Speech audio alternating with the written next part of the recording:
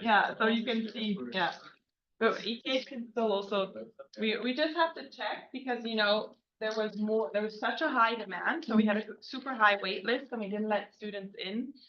So I think for next time, and that's why it's fun that you are all here, we just have to make it fair so we can then open up the wait list again and let more in.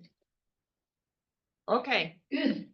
So I realized that it's maybe not the smartest to give the longest break when you're still fresh, but hey, we do hear things differently. So before we actually start, and I don't know how to, yeah, now we start here. Yeah, so we just wanted to give you a short overview of what is happening today. Then Isa is giving a short overview of what is happening tomorrow. And we are also at the same time, ignore what tomorrow ends today. So today, oh my God, should never do last minute changes on slides. So we are here Friday, 18th of October, which is called tomorrow is today. We're doing future things, so that's fine. We already had the pitch deck with Andreas Helbig. We are now diving in the next hour. We're diving into the topic of strong co-founding team and alignment. And as with everything that already happened right now, always ask, because this is what I find very important most when you have an interactive conversation and really bombard us with questions about our experience or just what you're interested in. Then we will move on talking about valuation and round considerations. You have already heard a little bit on last Friday and Saturday, and especially this morning. And we will just give you our experience as you have already heard from Andreas. It is something that is a bit astrology, as he was saying, which I found a nice quote to talk about that. Then we have a lunch break. We will then have another partner from Index Venture, Kathy Wilhelm. She will be talking about raising in good and bad times. So we have just come from, I would say, 2018 to 2021. We had a huge pendulum swing on the super extreme, where in the most extreme cases, you as a founder only had to have a pitch deck and you got millions. And now we kind of, since I would say early 2020, it swung to the other extreme, where it's, if you're not an AI startup, you basically have to really be whatever in order to get just a little bit of money. So we have her also talking a little bit about what you can do to actually still raise in these environments. And then we will finish off the day with first a bit negotiation and founder-friendly terms. There I also try to really share what I've learned across my journey, and then we will end with incentivizing employees and advisors. We now do the plan for tomorrow, and then we will do an introduction who we are. Okay, that's so, maybe very important, because he's pretty cool. So also, I can find, you can hear me in the back? Okay, good. For the people. Okay, online, I see. Okay, so also warm welcome from my side. We have day hosts, so Melanie, who's amazing, is hosting today the founder's perspective. You're going to understand soon why, because she's a rock star founder. Tomorrow, I'm going to be hosting the raising capital side, where we're going to dive in more again through the view lens of the VCs. We're going to have all guests in person. So we're going to start off with Alex from Emerald Ventures. Emerald has a specialized tech fund that also gets a lot of government money. That's why I invited him, because their biggest LP limited partner is the government on that fund. They have several funds. Then Thomas Dübendorfer, if you haven't heard about him, he is Swiss famous, by far the biggest and baddest rockstar angel investor, and also invested in a lot of funds. Some of you may have known him, and he will also be here in person in the morning to talk a bit about his view of the Swiss ecosystem. In the afternoon, we're going to have another fund manager come. It's Andrea, and Andrea raised Equity Pitcher. So a lot of the VCs that you're seeing sometimes didn't raise their own funds, but in her case, they raised their own funds. So you can also ask her, how can you build your own fund but she's going to talk more about tech trends and how they view and invest in tech trends. Now, one important mention to the people online, that's why I'm saying it, they're going to be in person, so it's nice if we all show up tomorrow for them. The other thing is in the afternoon, we're going to do a coached working session. Andrea is probably going to stay on. I'm also a VC, so I'm still here. Melanie's an experienced person with investing. You can show us your deal memos. We're going to go through them together in a group work. So for those of you that have Zilt, then, hatch a bit through it, think about some questions and be prepped that in the afternoon, we can actually screen them because a week later, you're in front of the investment committee already. Good. Cool. Thank you very much. So now, like a little bit about myself. Thank you already for for lovely introducing me. I'm the co-founder, one of 5 co-founders of Yokoi. That's a fintech company which we co-founded in 2019. We, as I said, like 5 co-founder. We will talk about co-founder sizes and stuff later on. But that's a little bit where I'm coming from. For those who don't know, like Yokoi is an AI-driven spend management solution. So we basically automate the whole process of expenses, invoices, and credit card processes of mid-sized and larger enterprises. We are now 5 years old, have really raised also in these super amazing times of huge interest from VCs. So we raised over 100 million. First, we started with a seed round where we had Swiss investors and some angel investors. Then we moved on and had the first American and UK investors followed on the left lane. And then in 2022, we raised from the famous Sequoia Capital. Sequoia, especially in the SaaS industry, is basically a bit a dream of to have on the board because it's one of these fancy names. And I can then also a bit share like what this means and so on, moving on in today. I am also a co-founder of Follow the Gradient because after 4 years and really having such a huge growth, like we are in 6 countries, 200 employees. I had a team of at peak of 28 people. Like I stepped down operationally last December. In order to also dedicate a little bit time on what I'm super passionate about. And this is spending a lot of time with founders, sharing my knowledge across like the Europe. Because what I found, and I will talk over the course of this course a lot about this, is you have a lot of insights about like what is going on from a US perspective, be it raising, be it how it is to be a founder. And then you have to be a Swiss founder that kind of goes out into different markets. You have different languages. You like just there are so many questions that an American founder doesn't have to ask him or herself. And I just found it sometimes super hard to just know what to do because as a first-time founder, everything you do for the first time, and if you then only have examples from the US, it's sometimes super hard. And this is why I decided before I do my next whatever big startup, I'll dedicate some time to really share the knowledge, not just the knowledge from my side, but really also from the network that I had the privilege to build up.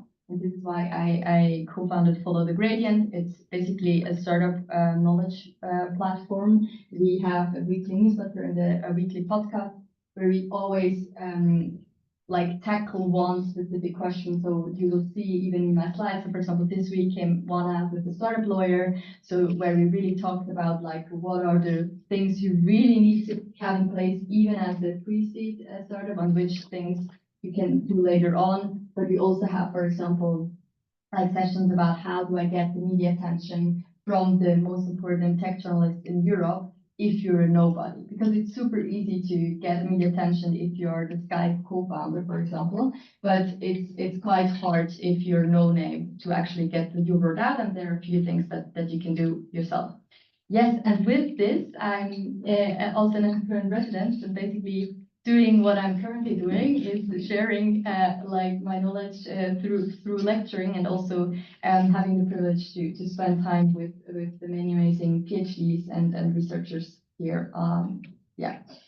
Yeah, and the rest is, I did my master's degree in business management from the University of St. Gallen. And just a fun fact, I really like that. I came from the University of Basel, and then the high school didn't really like my degree and told me to actually redo the whole bachelor. And I actually almost failed my master's degree because of accounting. And a few years later, I got the High School Founder of the Year award for my accounting startup. So whenever you think you're a failure, or there is always a way how you can turn this story around and call yourself a pro in something you thought you would completely fail. So just to also make it a bit more authentic than sometimes it feels when you read about it. Yes, and I'm also helping as an advisor or even a board member on various boards. So that is about me. And now I'm handing over to Isabel, which is my co-host, and so she can share a little bit about her amazing story.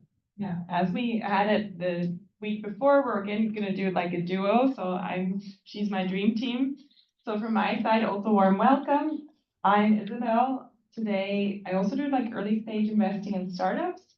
There's one colleague from S2S that was in my recent team. Arno was also in S2S. So we built a fund, and we're students, investment students. I'm a board member there and also a limited partner.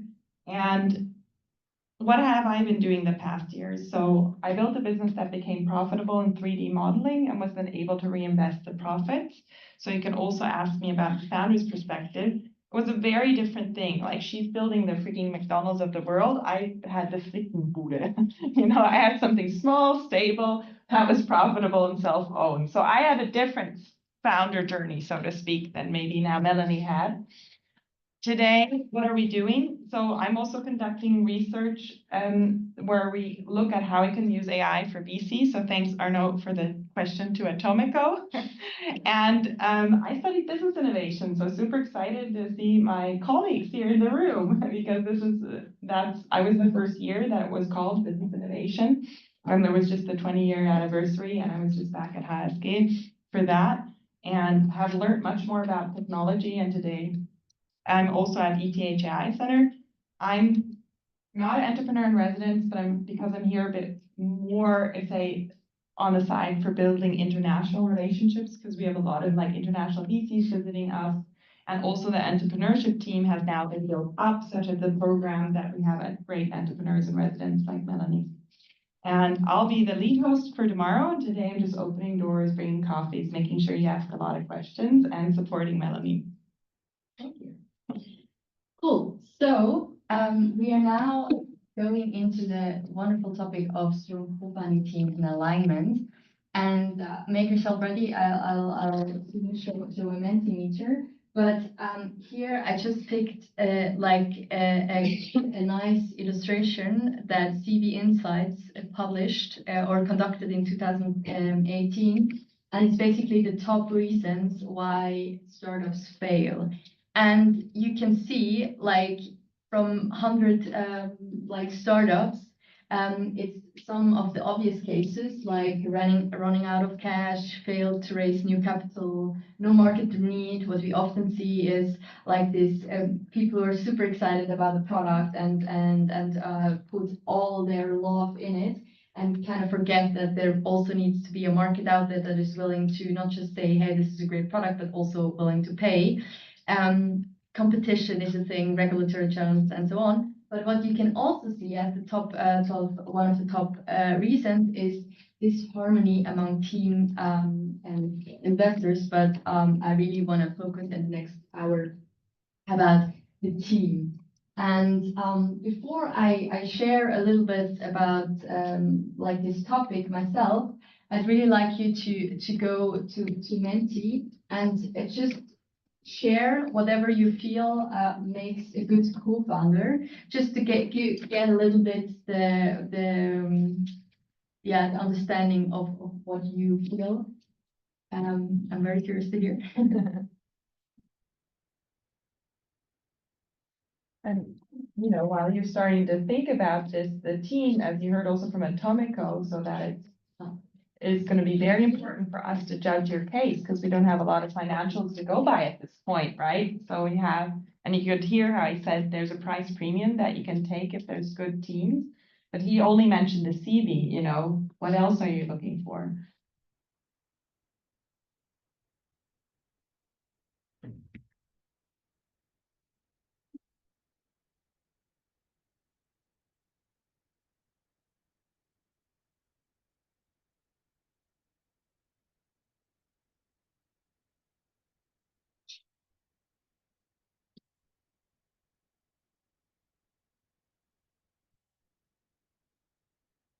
So passion is and communication are very often cited.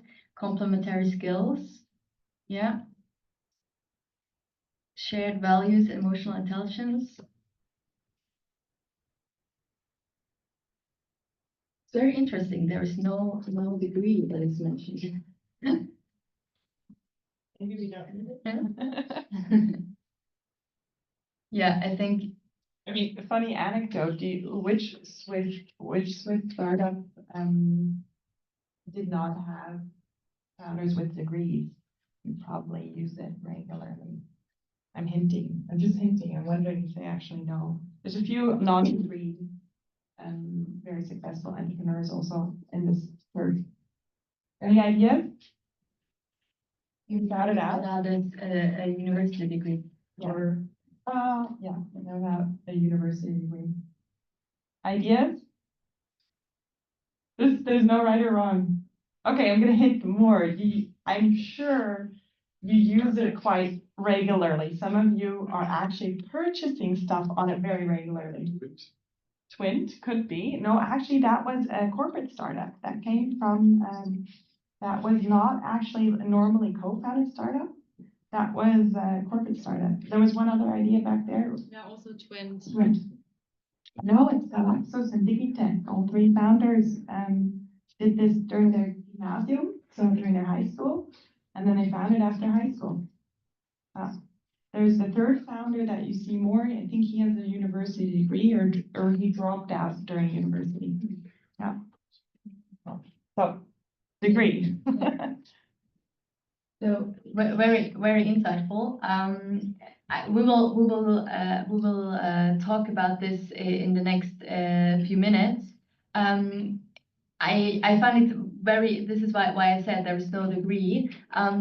It already hints a bit about the things that you're looking for, and we will come back to that a bit later. So now, yeah, exactly. Yeah. If you had to write 3 words for a good co-founder, what would you write? 3 words. Yeah, as we did. Yeah. I mean, I will talk about this in the next hour. I think one that you have said is like the trust, and this goes in line with values, like that you kind of know from each other, like what you do. So you can be on one continent and the other on the other, and you still know like what is going on. Another one I think is complementary skills. So if everyone is doing the same or is good in the same, it's sometimes super hard to navigate, because basically everyone could do it, and then you spend more time in discussing who is now doing what, instead of like everyone has his or her home turf. And the third one is, I think this is very much about being a good communicator. So because there are times where everything is super stressful, or you have personal things going on, and you cannot read into the brains of your co-founders, even though you know them very well. So it's super important that you also address certain things before they escalate. So yeah. But it's a super interesting topic. This is also why I'm holding this lecture. Any other questions? Just throw them overall. So what makes a good co-founding team? And in preparation of this course, I also try to think about like what is the ideal number. And I think last year when Alex held this lecture, he was talking about like the ideal number is between 2 and 4-ish. So most often, even though there are some solo founders, I also know a few, and if I learned one thing from them, it's that they say, yes, you can do like it on your own, but it's quite tough because especially when things go wild, it's yes, you can have super close executives and so on, but it's still another thing if it is a co-founder or if it is just a well-paid or not so well-paid, super engaged executive or team member. And so this is what I've heard personally. It's just anecdote, so it doesn't have to be for everyone, but from solo founders. So this is where we come. Why also you hear from often from VCs that they not always invest in solo founders, but always make sure that they invest in teams. And maybe to build onto that, do you understand why we would not invest in the solo founders? What are the risks that we have if we would invest in the solo founders? Just think about this very critically. When he gets sick or has an accident or whatever, so he's gone like that. She. Yeah, she. But this actually has happened. It happens, okay? And this is detrimental because you can write off your investment. Yeah. Directly. So like, let's say her solo founder adds the Q&A sheet to the due diligence of an investor. She or he has to answer really to that question. What happens if something happens to me? Who runs this company? Yeah, that's very, very, very important. And as we have learned in the past few days also, it's really about hedging risks. And that is one of the main risks. If you have just one person, like it's tier 1. So this is why. But as you can see, I brought here a few founding teams. So from Stripe to Swiss startups, Lecce, Deep Judge, which is also at the ETH AI Center, Shippo, which is a Hoizke spin-off. She's located in the US. We have Scandit that some of you might know, which has become a unicorn, I think, 1 year or 2 years ago. We have NVIDIA and the famous Steve Jobs, where often people see Steve Jobs and they think it's a solo founder, but there were actually 2 of them. And then you have like Sam Altman and OpenAI, and I was honestly a bit surprised when I researched that they are actually 11 co-founders. There are now a lot of fun memes about like who is left, but they actually started with 11 co-founders, and like. Yes, I'm wondering how they argued at the very beginning, but just to show you the range. So it can work out also with many co-founders, but of course from a size perspective, if you have 2 or 3, it already gives you a lot of perspective. If you 10, then yeah, the range is just much wider. Yeah. I have a question about age. Yeah. So what's the ideal age of a founder? Is there any, or is there a higher risk if they are younger or older? Or do you have any opinion on that? Yeah. Yeah, so it's very funny because in the media, I don't know about you, but in the media, if you would just like think about the latest founders, I get the impression that you should be young, probably a dropout, and so and in the range between 20 and 30. Now, what studies show is that I think the most successful founders are, I think, between 40 and 50. Yes, they're older. Yeah, exactly. And it makes a ton of sense because, and I can talk about my own experience. And if you're a first-time founder and you're young, and yes, I had some like working experience, which helped a lot. But if you're doing that for the first time, there are a ton of things you do wrong. Not because you're not smart, just because like you don't have the experience. And so if you're 40 or 50, like the chances are very high that some of the situations you have already seen, you maybe have a network of people that can help you and so on. So it makes a lot of sense that the success rates are higher. But sometimes from the media perspective, you think it's the younger ones. Yeah. Yes. So there, I just brought some other points. What we also often see is that don't just found with your neighbor in the same office. This is what I was mentioning before about like being complementary. That helps a lot. In our case, for example, we are 5, which is a high number, but we were super complementary. So we had one who was running the whole tech because he has this background. We have another one who did all his life just sales and is still one of the best salespeople I know on this earth. We had 2 CFOs, and now I don't think you need 2 CFOs in your founder team, but in our specific case, this was perfect because our target audience are CFOs. So that was, and was still super helpful. And I was covering the whole marketing, communication, and branding because this is where I came from. So yes, we were like a big team, but it helped because from the very beginning, we basically had a management team and everyone was doing what she or he was best in. This is also what I mean with diverse founding team. Of course, diversity can be in gender, but I also find it very important to say that diversity is also in terms of study backgrounds. This is why I love that we're here at HSK students and ETH students, because you need business and you need tech. But it also means, for example, in our team, we have somebody with a PhD and we have someone with an apprenticeship. And this also creates a lot of discussions because you just have different views. And I think this is quite important and helps because you so much better understand your audience because you have a wider range of experience that come together. I already said the value alignment. I will dive a little bit deeper afterwards into that. And what I find goes into that section is also the mindset that you just need to understand you're in this for the next 10 years. And if you, like there is, for example, this mindset of like, I want to build something that I can then give over to my children, or I really want to go big and raise funds after funds and then do an exit. And you just need to make sure that you as co-founding team talk about the same thing. In our case, it was clear from the very beginning. We said like, hey, we want to go big or go home. We go the VC route no matter what. And for all the 5 of us, it was clear from the start.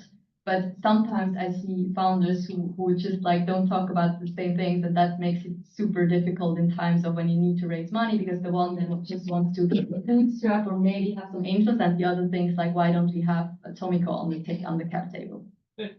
I have to highlight this. So they were like thinking big, like we go global, we like get Sequoia, we fucking do this, excuse my French. And the thing is, this is a really important thing that you have to tickle out of your startups. Like, what is their mindset?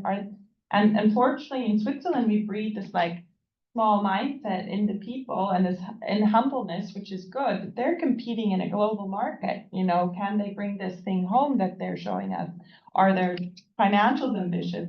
And Melanie's team that you had and co-founding team, I remember you telling me that it always sounded like you guys were aligned, that this was going to be a global business. Yeah. So ask them this. How do they see this? Yeah, and also like if now from the founder side, like I just can say sometimes we also need to break out of this typical humbleness, because I remember when we raised so much money and I was talking about like let's go big and blah blah. People are so not used to that. To be like sometimes they were like, you're so ambitious, and you didn't know whether it was a compliment or not. But I always said, do you think like Sequoia would have invested in us if we told them we want to go to the French part of Switzerland in the next 5 years? I guess not. So this is really a mindset that is, and there is not right or wrong. In our case, it was just like if we want to like make it a big business, we need to go out because competition doesn't wait. But there are absolutely a lot of cases where you don't need to go that because it always comes also with a price, and that is just super important. And those businesses can be built and bootstrapped. I'm just trying because we're in the VC course that probably will not be a VC case that you want to present and invest in, right? So you really have to cross-check mindset. I think we have mindset on the bubbles in the word somewhere, so I like that. Yeah. Yes. So now I have here a picture of Talent Kick, which is basically a program from that was first introduced at the ETH AI Center, and now for ETH students, but now it's like Swiss-wide universities can participate in that, and it's basically a program you can do over a few semesters, and it's not just if you already have an idea, but it's basically before. If you want to create like a business, but you're not sure yet, or you have something and want to find out, then this is the perfect place to actually grow your idea together with others and find out whether this is a fit. This Talent Kick also created something, and I now, full disclaimer, I was at the very beginning, I think it was in 21, where they founded this Talent Kick. And before they reached out to the students, they actually reached out to founders like me, and they asked me, but also, for example, the Splendid founder, Christoph, like, what are things that in hindsight you would do differently, or what would have helped you if you had known that back then, and so on. And so over time, like we had a lot of sessions where we shared our insights and learnings and stuff like that. And what they then created based on this insights was this founder agreement. And just for the naming, so you might have heard about the shareholder agreement. This is the shareholder agreement that you have between investors and founders. But the founders agreement is nothing that is legally binding, but it's just a way how now in hindsight I would wish, or just like I think it would have been helpful to have, because it goes through a lot of questions that are super relevant for a co-founder team and whether it works or not. And the next remaining time, before we then go into a Q&A session, I want to walk you through some of these questions, just that you understand a little bit where this founder agreement is coming from, and this is something you can easily download on the internet. I linked it down there. Some of you might also know the 50 questions from first round, so 50 questions that you can ask as a co-founder. So it goes into similar direction. It's just like you will see a lot of questions, which for you it might sound trivial, but I know from a lot of founders, the time when you realize that these basic questions you don't speak about the same thing, are the times where it can get very rough. And so the first section is really about personal goals for founding a company. So here it does like personal motivation for founding a company. What is your vision? What are your individual values, and what your individual purpose?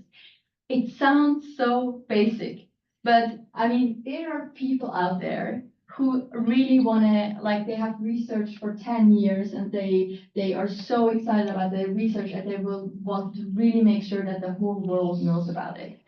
There are people who have a problem themselves and they don't find a solution and they just want to fix this to make life easier for people that are similar to them. But there are also people who just want to make money, like, and I think it's like whatever your motivation is, it's super important that you're transparent about it, in the sense that you can also, over the course of this 10 years, you actually know why you're doing it, so that in times of when it really shit hits the fan and you don't know where to go next, that you can also help each other with the motivation why you're actually doing that.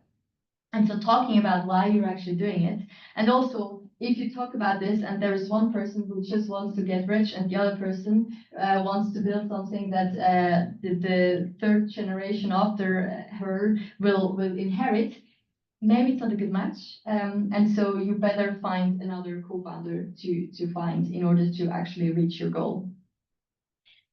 These goals also are important to really get together and think like, okay, what does that mean with regards to timeline and milestones? Are we in here for the next 10 years? Or is this something, because I've seen some fancy articles about early exits after 2 years, which is most often not the case, but there are such cases.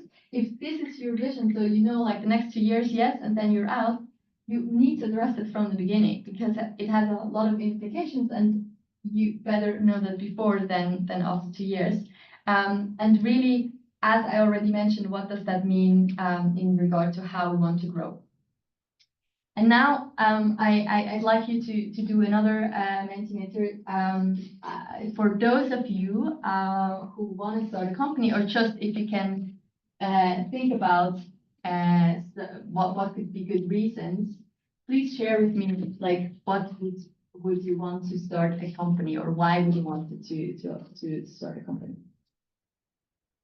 And also as an investor, right, we always realize in early stage investments that some founders are not clear that they have to exit the company if we come in, right?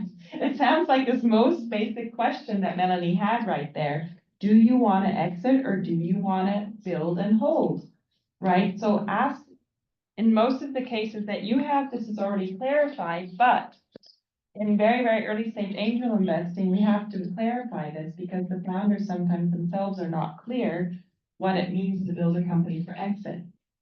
Okay, and that's why it's much clearer to invest later stages like Atomico does, because that question has been clarified for the founders. But when we come in sometimes with SOS, also with the angel investing, they don't know exactly what that means.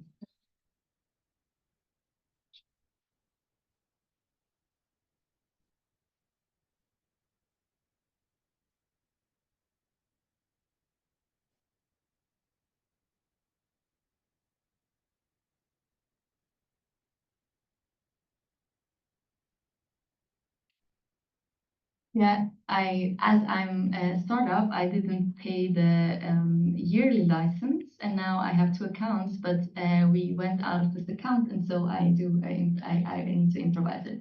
Okay. But I see your answers here, and there was a screenshot into there. That's startup life, just to give you Okay. a proper, authentic view. Okay. So, Did some of you schedule a call with the founders already, again, after last time?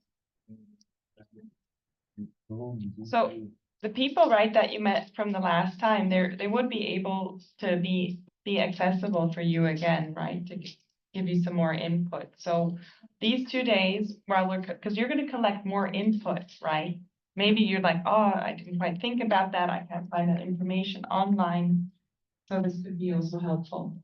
We're told that last time was the only chance we had to get. Oh, okay. Scratch that, everybody. Okay, good. Okay, it's good that you're telling me that because I wasn't here last year. We reached out more. Excited.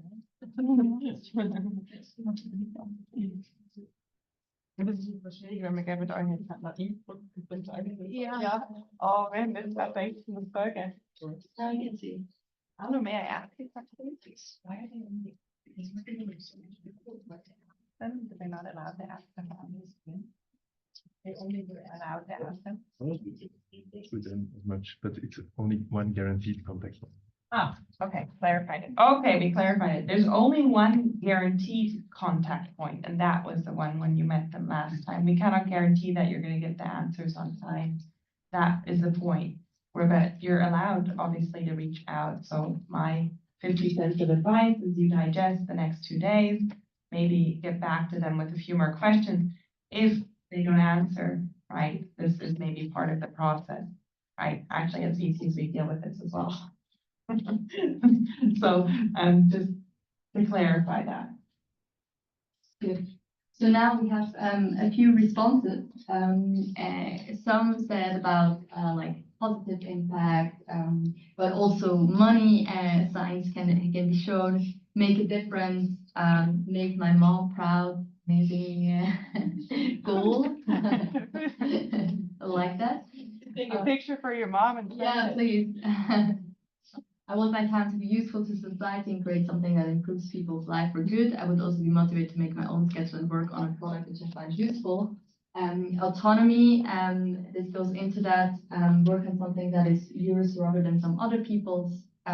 So as you can see, like there are different reasons why you would found a company, and in the end, it's not just one reason normally. Of course, I think you don't go through this hustle without thinking about the potential upside of being rich at one point.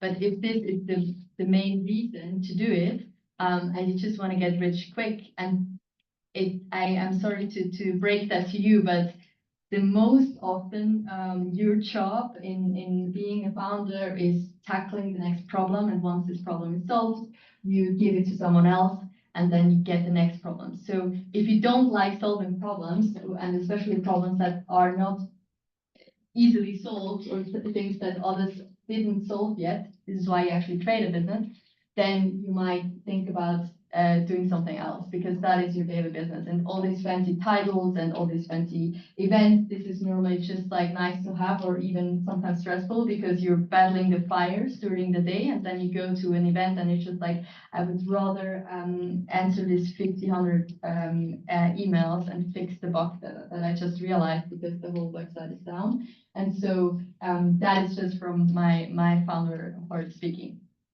So thanks for sharing that with me. Now I think Arnaud will help me to get back to my original slide. Yes, your question? Your experience, usually, how much do people lie to themselves at the beginning? Because how do you say? I think it's natural. If you say to yourself, 7 years from now I'll do this and that, I don't think you know what you want or where you want to be. For example, in your case, is your career going to change? It's recorded. I don't. I mean, you can share. Yeah, I mean, of course, like it's like with siblings or with other dear friends, you go through a roller coaster of life. Of course, there are moments where you just like think, what? I mean, but I guess that is just why it is super important to, at the very beginning, also spend time with the people you wanna grow a business with, because you will spend more time than with your spouse, with your friends, with your family. Like you will be there 24/7. So you better make sure that at least the things that you see at the beginning, and that you spend some time and realize, like, go through these questions and figure out what kind of person this is. But there will be times where you kind of hate each other. Of course, it's a natural process, I would say. Maybe going, and Arno mentioned that, right? He said going into the process naive is kind of normal for most founders, because the thing is, what we see in media, it's glorified, but what you don't see are the burnouts, the struggles, the tears, the court cases that we're fighting behind the scenes to get business going, and it wears on you, right? And so I think naivety, and Melanie showed you this question, what is your North Star? Find something at a team where you know each morning why you're standing up. And that really helps you get through the tricky times. And I cannot emphasize it much. I've had my highest highs and my lowest lows. And the lowest lows you cannot imagine. And also as a team, you cannot imagine that you can go on vacation with these people, even if they're different. Probably co-founding is not the thing you should do, because you have to fight together, you have to discuss together, you have to support each other mentally a lot, right? And so this is really important, because there's not a lot of other people that you can talk to that are in these extreme business cases, right? Yeah. Any other questions? Yeah. And then we move on, like after you figure out why you're doing it. It's very important to also talk about the roles and responsibilities. So who has what role and is responsible for what? Now, if you're a business team or just a tech team, like this can also evolve, because at the beginning maybe somebody is super strong in coding and then later on like you change things, so it's not set in stone. With us it was kind of set in stone because we kind of consciously came together also, and we're super complementary. But in the end, it's just very important to talk again. Communication is everything. What you have in mind, be it the CEO, be it the CTO. Like you don't have to give the roles always from the very beginning, but it helps to set expectations, because that can be the first thing of like tension if both think, hey, I would be the best CEO or the best CTO. So make sure that you also clearly define and leverage like the skill sets within the team, and just make sure that nothing falls through the cracks, especially when you have similar profiles, that you make sure who is doing what. I will show in the next slide. There is also a nice team canvas. Of course, you can also do it without these templates, but it just shows like what are questions that you should ask yourself. Another thing that is not often talked about is that you also discuss, and I know if you are on a journey up to 10 years, you cannot imagine like what is in year 10 in the first year, but still that you're aware of the fact that you have your own limitations, especially when you're younger and you haven't done that like for 3 or 5 times already. There will be a point where you can ask yourself the question, like, are you still the right person? So for example, I was a CMO until last year. Now there is a CMO, and she has done that already 3 or 4 times, has much more experience. She's a much better fit for this company at this stage than I am. And I think it's if you really want to best for the company, you should also put your ego aside and really ask yourself like what it is that is best, in order to then in the end get rich, make your mom proud, or whatever your goal is. But maybe you're not the person at this level. Now there are different ways how you can do that. For example, I did this masterclass about this founder agreement with Christoph from Scandit. So he was very an interesting case. I think he on the journey. So they are now live since I think 14 years. And so in this whole journey, he moved from doing business legal stuff, but now is a VP engineering and chief innovation, whatever. Look it up on LinkedIn, because I don't want to say it wrongly, but he really shared like his journey. So and also shared about the fact that sometimes you might think, hey, I'm no longer needed, but often, especially as a founder, you just adapt and then you find another role. So if there are various ways how you can handle that. You can go out, or you can just like find your new sweet spot, and it's very natural. And I think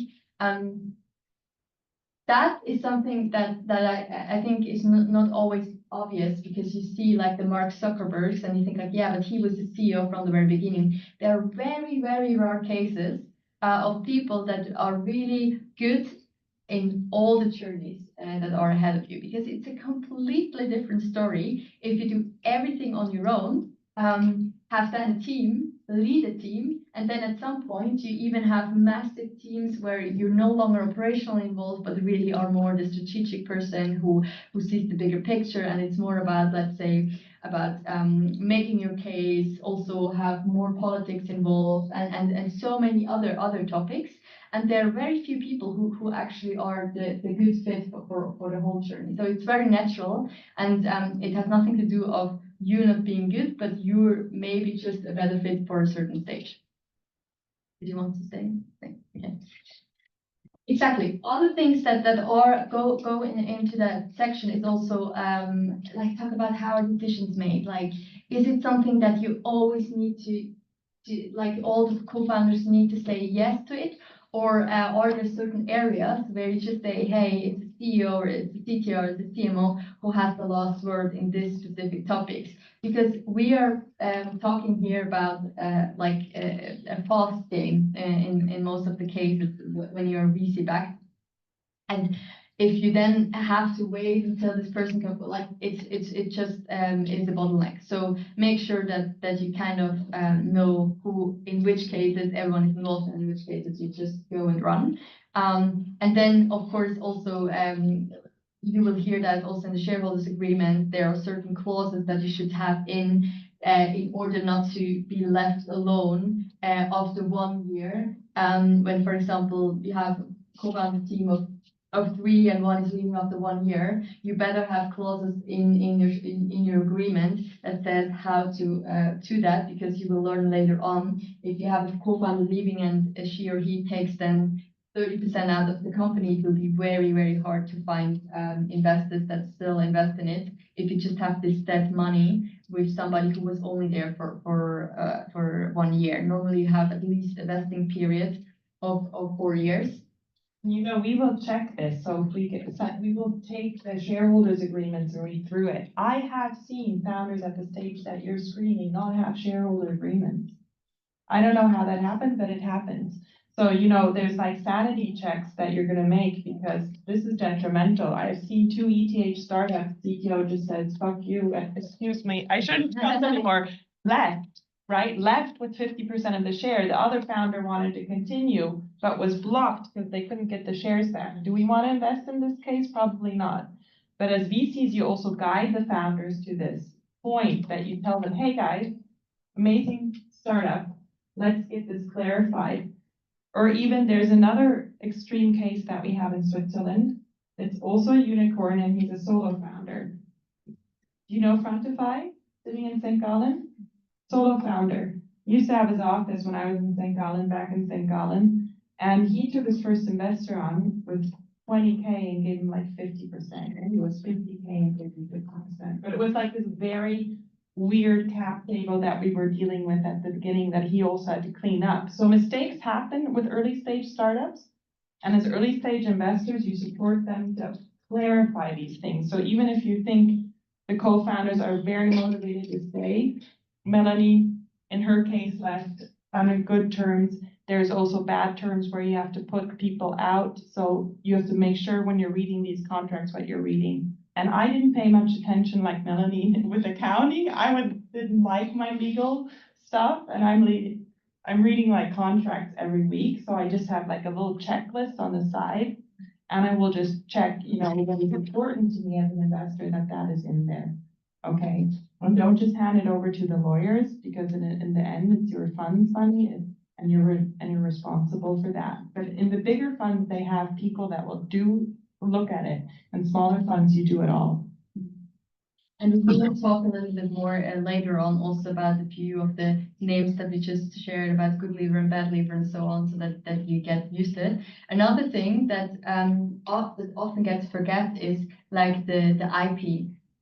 And of course, like as a co-founder, it's important to talk about it, but I already say that also for when you then grow a team, because if you, for example, don't have anyone, like no contracts with certain people and they work on your IP, and then at one point, IP needs to explain, intellectual property. So when like somebody's coding, that is then of course your product, and at one point you want to exit it and you want to sell it to another company or even go IPO, and there the investors or the ones that will acquire you, like they will meticulously look at whether you have all the rights for this IP, and if you happen to have let's say an engineer in another country who got some shares but can no longer be found. I saw cases where buyers would drop out because they were like, hey, we're not sure whether you own all the IP that you have, and then the exit fell through. But this is more later talk. And for the early stage cases that you create, does somebody have PhDs or postdocs as founders in their cases? Yes. So in the Swiss, who has it? Yeah, it's Alpina Sana, and the CEO is a postdoc. Yeah, so most of your cases are already incorporated, right? But Yeah. sometimes the profs can block IP transfer onto the company. So you always check, is the IP on the company, on the vehicle? There's vehicles, there's financial entities that are vehicles. Is it on the vehicle that you're investing in? or is it on the person? You know, and there, it's just, you don't have to be an IP lawyer to understand it. You just say, okay, who owns the IP? Is it Joe? Or is it, what was the startup called that you're screaming? Alpina Sana, right? Or is it Joe's prof? Okay, so you kind of want to check where is it at the moment. And again, early stage investors support their startups to get the IP transfer done. And often transfer offices are not the fastest, so it can take a bit of time, but that could be a deal blocker, right? Because you as investors invest only once the IP is in there and the people are also hired accordingly onto that entity. The third category is personal situation, and that is very, very important, because there are some people who might have already worked before and have some buffer money that they can spend on, because it's not that Sequoia knocks on your door if you're a first-time founder at the first day, but normally it takes a few months or even years. So you better know, like, how do we finance ourselves, and how much time do we want to give ourselves until we decide to move on, or whether we stop doing that. And how do we handle first call? And it's just an important topic to talk about, and talk about finances, because sometimes people have children, have some obligations, like there's so many things that you better know it beforehand, so that you can then also accommodate according to the different needs. And you know, there's a lot of founders. Oh, now I'm gonna with the microphone. There's a few founders that left their startups because they didn't want to relocate. Do you know some? There's also some successful ones that didn't want to relocate. Like Pascal Matis from Founderflow, the Getcha Guide founder, it was pretty clear that he would not move with the team to Berlin at the time.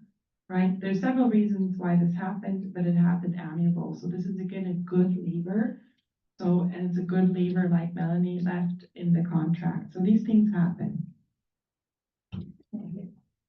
Yeah, and I mean, the fourth pillar, we already touched upon that. It's really important that you spend time on together, and really be clear on how you communicate, or communicate honestly. I mean, it's very trivial, but I just saw it over and over again that some basic things were not put in place, or trust was not here, and that's then also very hard to actually show up as a team in front of the investors. So if you actually judge the team, as you have heard this morning from Andreas, like the team is basically the thing you judge, because at the beginning you don't really have any idea of like the numbers, like you have this super crazy market analysis, which are just like random, to be very honest.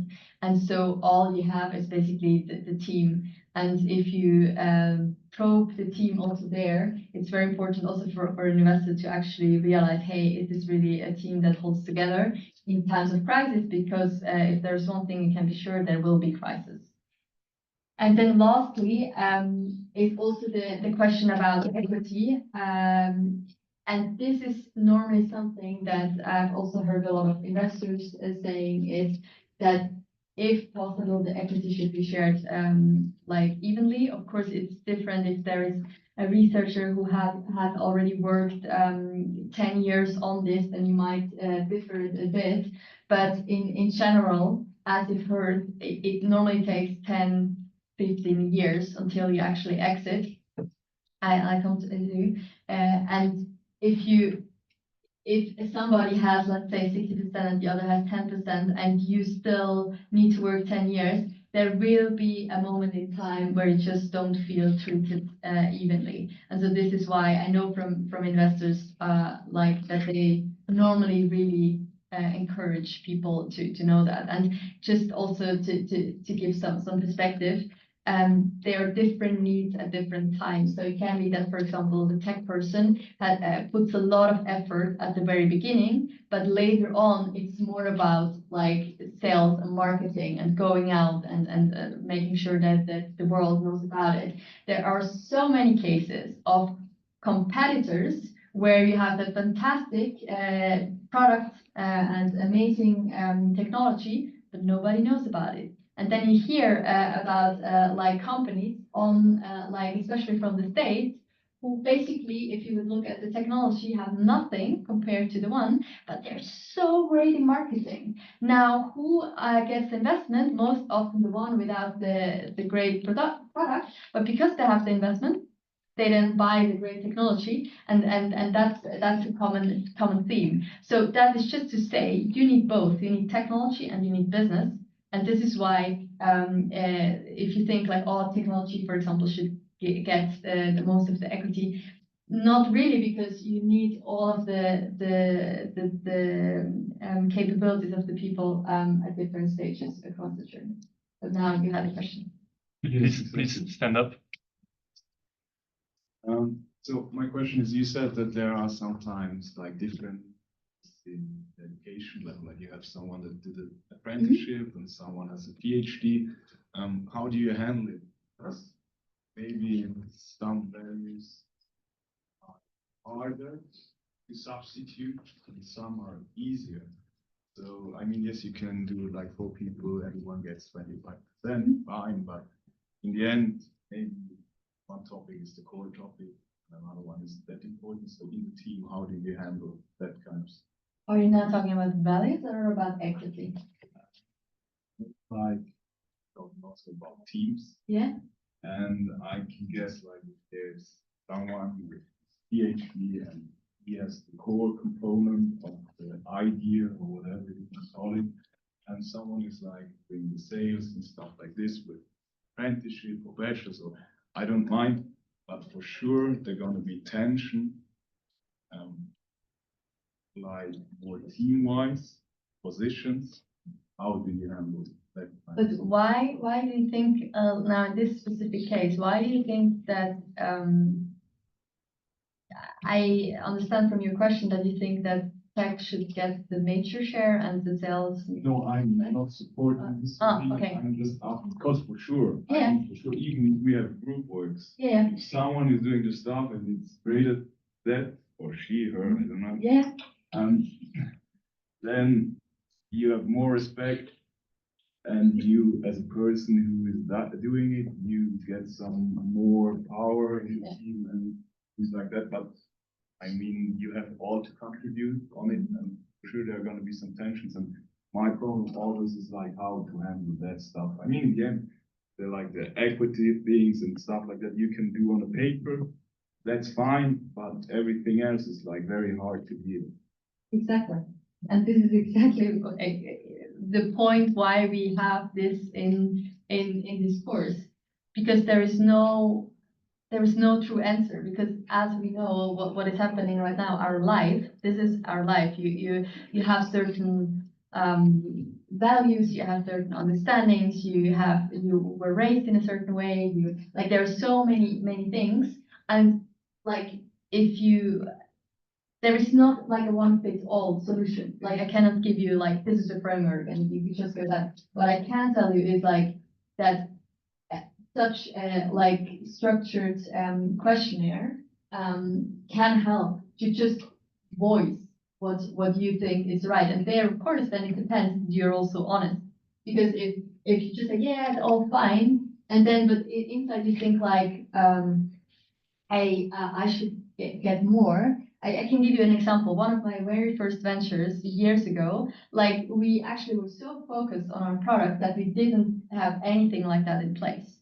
So we just like were like, oh yeah, we're all in the same team, blah blah. We're doing everything that is possible. And then came the moment when we got a little bit of money, and we had to basically have something in place, like an agreement, like some sort of incorporation. And then we sat down, and for 2 of us, it was super clear, like it's even. But there was the third one who was like, oh, no, I think I should get more, like, because whatever reason, I don't have to go into details. And that was quite tough. And this is exactly why it would have helped if from the very beginning, we would have addressed this topic. Because then, luckily, since we were friends, good friends that helped, so we could figure it out, and we found a solution. And in the end, we were all evenly on the cap table. We didn't raise this money, but just to make the example easier. But this is exactly why it is so important to address these kind of feelings. Because if you're then raising money and you still have to figure out like how you split the shares, it's a bit too late. I mean, you still can figure it out, but it's just much harder. And this is also why some companies like. Sorry to not have a straightforward answer. Wait, for those of you that, who wants to found a company potentially? So I really encourage you to have these discussions early on, and these questions can guide you. Because, and also, if you see that there's this person like Melanie and Karen who wants more than you tell Joe, hey, Joe, we've been building this for half a year. We have 7 years in front of us. The work is ahead of us. Sometimes people like to take more ownership and credit for what is in the past, but everything is in front of you. So you have to align for the future, and you have to put the interest in the company central, right? Melanie highlighted it. Ego is not your friend, okay, when it comes to founders agreements. And if you already feel this ego coming through, it's very important to clarify it from the beginning. And also that these people that have this fear, wherever it's coming from, you have to be a bit psychological, you know, you have to turn on your emotional intelligence was at the beginning, right? And figure out where is this coming from, okay? There's some cultures where they're very afraid that stuff is taken from them. Could be a cultural difference. It could be a personal difference. I have no idea. Okay, we have another question. I think Anna is our video master. Yes. No, I think we get you. We just scroll, we don't get on. Okay, I'm Sarah, and I have a question. So Melanie, you just mentioned that your co-founders were friends of yours. So I imagine you met them simply because they were in your network already. But did you guys like sit down one night and just said, okay, let's found Yokoi, or how did that process happen for you? So I was now mentioning like the thing with this discussion about, hey, I should get more. This was in 2011, so far away The from. Yokoi story is also a fun one. Yeah, exactly. So the Yoko story. So there, I was friends, or still am, with Davis, the CTO. And so I'm a climber, and we were often in the mountains together. And he talked about this idea of before he now goes to the next job, he want to try to solve this expense problem. And I always joke because there were definitely more exciting topics that I could imagine that you could tackle, but because expenses is just a topic that nobody likes, and it's just annoying, and it's not something that people associate great or positive things with it. Let's put it this way. And so this is. But as a friend, you kind of support the friend, and you whatever this person does, you're just like, yeah, it's amazing, go on. Yeah.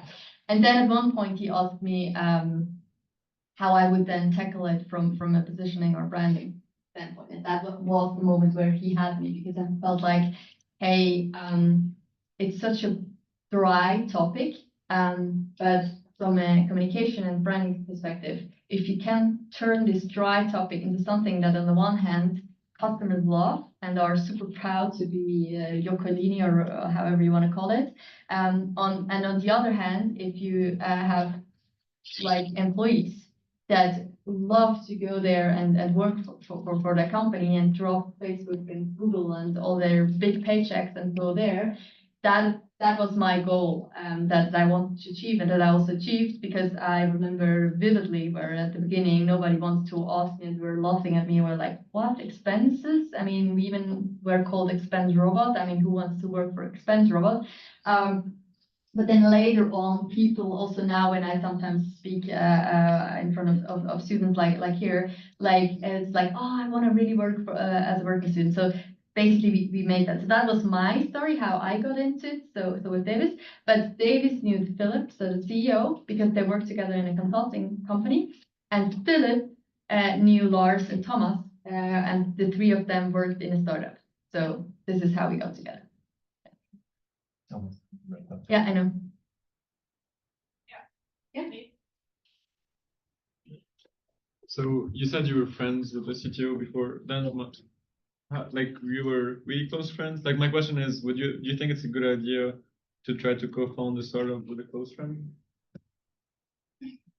Most often not, I think. Like if it's really you, because for me, like to stay sane through this madness, it helped a lot that I had friends that are super close to me that were outside of this whole bubble. And so imagine that this person, I would found something, then it's basically you're talking all the time about the same thing, and there's no kind of distinction between it. So I think it can happen. Like there are a few examples where I know they were super close friends and then they found again. So I think Taxfix and no, what is Taxfix? Do you know? Taxfix, but then I think they founded Small PDF, and then they founded Taxfix. So they are three guys who are friends, and they found together. I think it's now the third venture that they found together. So I think it can work, but just from a sanity standpoint, I think it's super valuable to still have other like super close friends to which you then can also say anything you want, and it just stays there.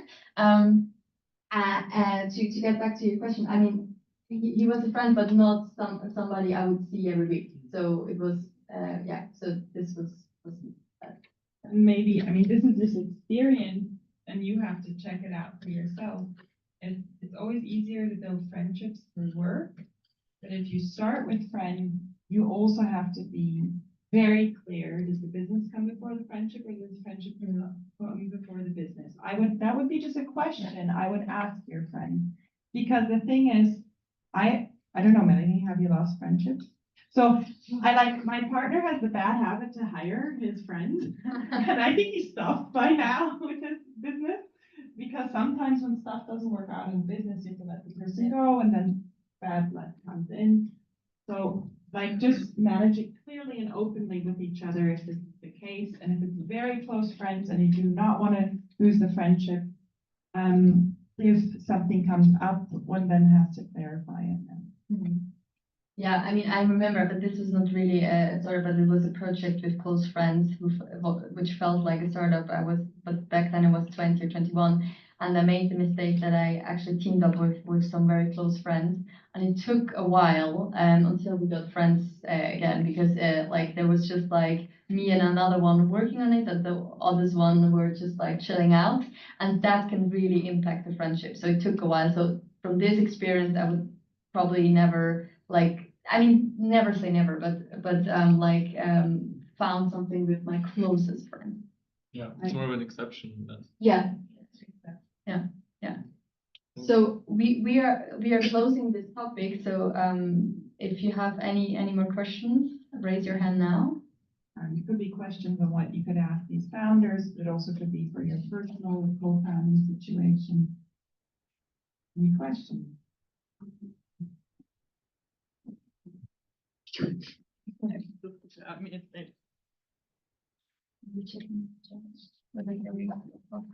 If there is no equal split on equity, do you advise to like fix this and make it equally? I guess on the one hand, it's very hard to do. I mean, and you sign up for it as a founder. So there must be a reason why they accepted the deal. I think you should just be aware of it, and also make sure that people can stay incentivized. And there are a few things that you can do later on. There's also the ETA pool. So if you realize, especially as an investor, that this kind of tempers the motivation of some founders, I guess there are a few things down the line that you can still do. But this is why we're talking about this now, before you found startup, that you just are aware it's a long-term game, and over time, like if you have, let's say, 2% at the other 98, why should you like stay up during the weekend? Because these kind of situations can happen, and that is why I think it's wise to make sure that it's kind of easy. But maybe you can share a bit more about your investment. Like I said, as an investor, we had to fix it a few times, so it does happen. And I think, again, then as an investor, your method is probing questions. And also, sometimes, there's team conflicts where you're also able to step in as an advisor and try to mitigate and to understand where is it coming from. And sometimes it's inequality.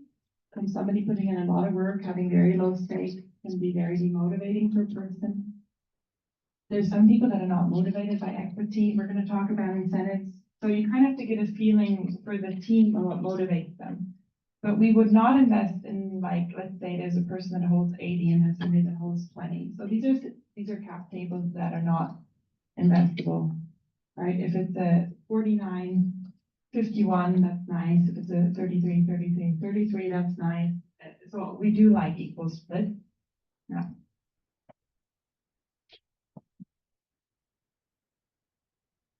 Can you comment maybe on, in your experience, how does family come into the picture? So pre, during, post, even, I don't know, things like maternity. Having a family? What?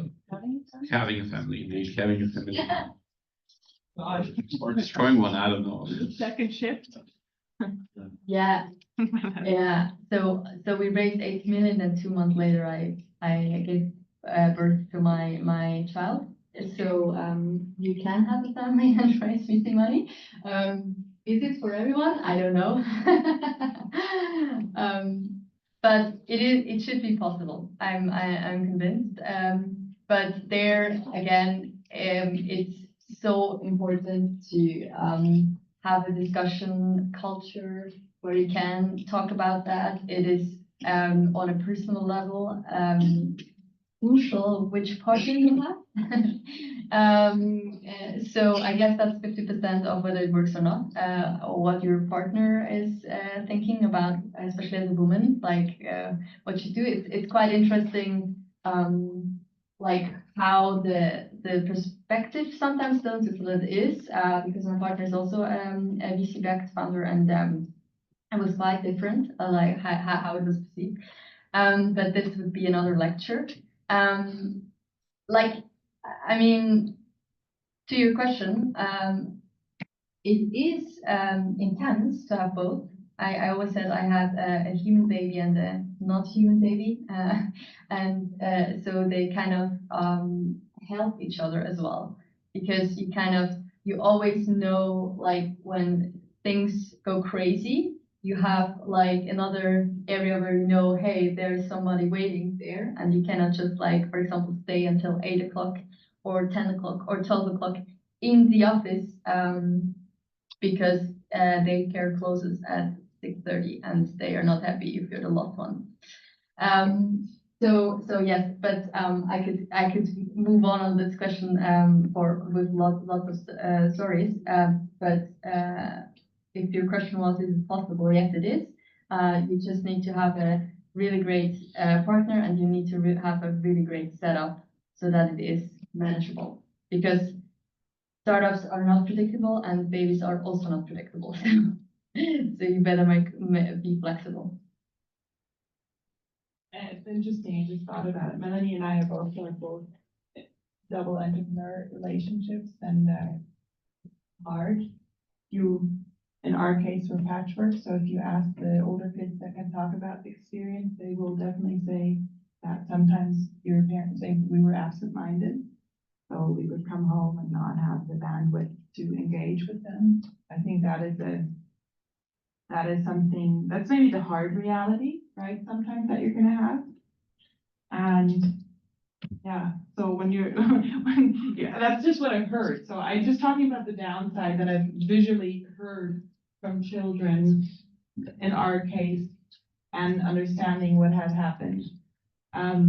Because they were also small when the founding happened from their father's side. So I think it was a bit sometimes hard on them. Yeah. Yeah, I think they today have a very good relationship and understanding for what is going on, and you do have, Switzerland is just still not set up very nicely for childcare. So they keep us closed on holidays. You go and cook, you have to organize lunch, right? Yeah, there's just a lot of things to organize. And then the other thing is we're bootstrapping on salaries. You may think that Melanie and I are super successful, but we invest all our profits into our businesses still and are sailing super close to the wind. So the question is, do you afford, how do you set it up at home?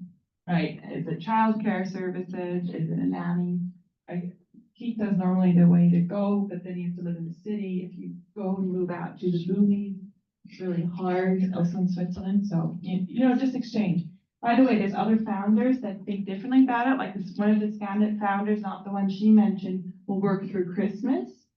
And I'm just not, he once said it and I was like, oh my God, your family must hate it. And then but he's like, but this is just his reality at the moment. And Roger from Prontify, puts family first, so he's always going to show up and also leave at a certain time.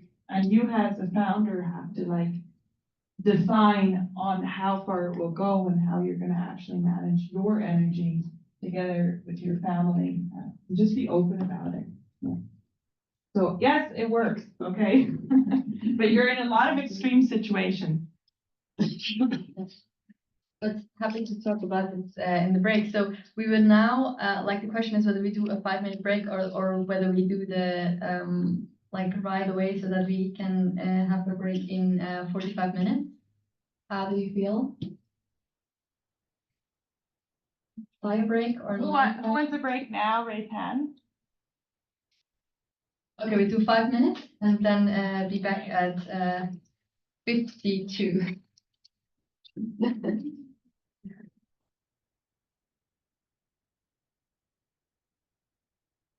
Having a dream time.